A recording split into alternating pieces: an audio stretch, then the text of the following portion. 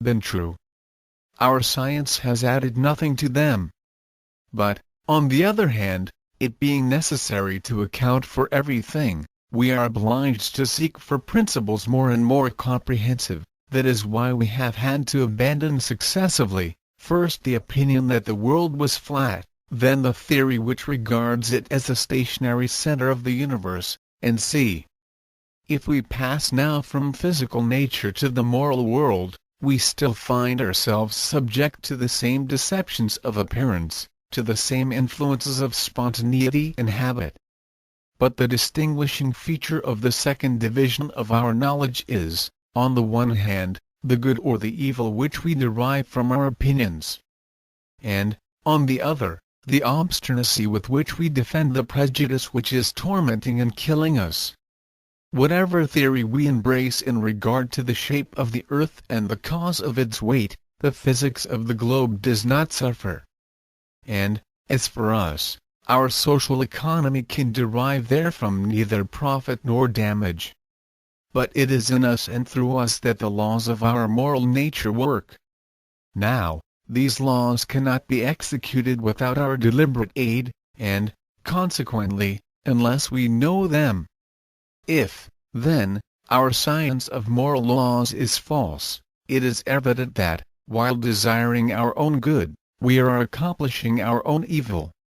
If it is only incomplete, it may suffice for a time for our social progress, but in the long run it will lead us into a wrong road, and will finally precipitate us into an abyss of calamities. Then it is that we need to exercise our highest judgments. And, be it said to our glory, they are never found wanting, but then also commences a furious struggle between old prejudices and new ideas. Days of conflagration and anguish. We are told of the time when, with the same beliefs, with the same institutions, all the world seemed happy. Why complain of these beliefs? Why banish these institutions? We are slow to admit that that happy age served the precise purpose of developing the principle of evil which lay dormant in society. We accuse men and gods, the powers of earth and the forces of nature. Instead of seeking the cause of the evil in his mind and heart, man blames his masters, his rivals, his neighbors, and himself. Nations arm themselves, and slay and exterminate each other, until equilibrium is restored by the vast depopulation, and peace again arises from the ashes of the combatants. So loath is humanity to touch the customs of its ancestors, and to change the laws framed by the founders of communities, and confirmed by the faithful observance of the ages. Nihil modum ex antiqua probabile est, distrust all innovations, wrote Titus Livius. Undoubtedly it would be better were man not compelled to change, but what? Because he is born ignorant, because he exists only on condition of gradual self-instruction, must he abjure the light, abdicate his reason, and abandon himself to fortune? Perfect health is better than convalescence. Should the sick man, therefore, refuse to be cured? Reform, reform! Cried, ages since, John the Baptist and Jesus Christ. Reform, reform! Cried our fathers, 50 years ago. And for a long time to come we shall shout, reform, reform! Seeing the misery of my age, I said to myself, among the principles that support society, there is one which it does not understand, which its ignorance has vitiated, and which causes all the evil that exists. This principle is the most ancient of all. For it is a characteristic of revolutions to tear down the most modern principles, and to respect those of long standing. Now the evil by which we suffer is anterior to all revolutions. This principle, impaired by our ignorance, is honored and cherished. For if it were not cherished it would harm nobody, it would be without influence. But this principle, right in its purpose, but misunderstood, this principle, as old as humanity, what is it? Can it be religion? all men believe in God, this dogma belongs at once to their conscience and their mind. To humanity God is a fact as primitive, an idea as inevitable, a principle as necessary as are the categorical ideas of cause, substance, time, and space to our understanding. God is proven to us by the conscience prior to any inference of the mind. Just as the sun is proven to us by the testimony of the senses prior to all the arguments of physics. We discover phenomena and laws by observation and experience. Only this deeper sense reveals to us existence. Humanity believes that God is. But, in believing in God, what does it believe? In a word, what is God? The nature of this notion of divinity, this primitive, universal notion, born in the race, the human mind has not yet fathomed.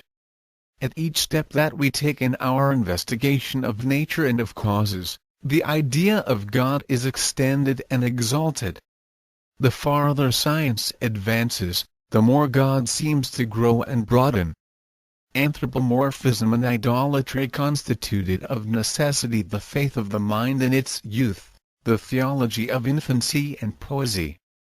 A harmless error, if they had not endeavored to make it a rule of conduct, and if they had been wise enough to respect the liberty of thought. But having made God in his own image, man wished to appropriate him still farther. Not satisfied with disfiguring the Almighty, he treated him as his patrimony, his goods, his possessions. God, pictured in monstrous forms, became throughout the world the property of man and of the state. Such was the origin of the corruption of morals by religion, and the source of pious feuds and holy wars. Thank heaven! We have learned to allow everyone his own beliefs. We seek for moral laws outside the pale of religion. Instead of legislating as to the nature and attributes of God, the dogmas of theology, and the destiny of our souls, we wisely wait for science to tell us what to reject and what to accept. God, soul, religion, eternal objects of our unweird thought and our most fatal aberrations, terrible problems whose solution, forever attempted, forever remains unaccomplished. Concerning all these questions we may still be mistaken, but at least our error is harmless. With liberty in religion, and the separation of the spiritual from the temporal power, the influence of religious ideas upon the progress of society is purely negative. No law, no political or civil institution being founded on religion. Neglect of duties imposed by religion may increase the general corruption, but it is not the primary cause. It is only an auxiliary or result. It is universally admitted, and especially in the matter which now engages our attention, that the cause of the inequality of conditions among men, of pauperism, of universal misery, and of governmental embarrassments can no longer be traced to religion. We must go farther back, and dig still deeper.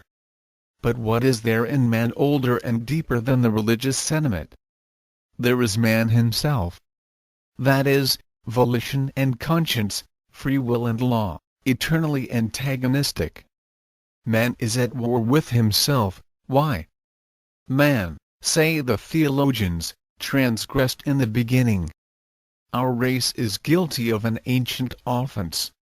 For this transgression humanity has fallen. Error and ignorance have become its sustenance. Read history, you will find universal proof of this necessity for evil in the permanent misery of nations. Man suffers and always will suffer. His disease is hereditary and constitutional. Use palliatives, employ emollients. There is no remedy. Nor is this argument peculiar to the theologians. We find it expressed in equivalent language in the philosophical writings of the materialists, believers in infinite perfectibility. De Stud Tracy teaches formally that poverty, crime, and war are the inevitable conditions of our social state. Necessary evils, against which it would be folly to revolt. So,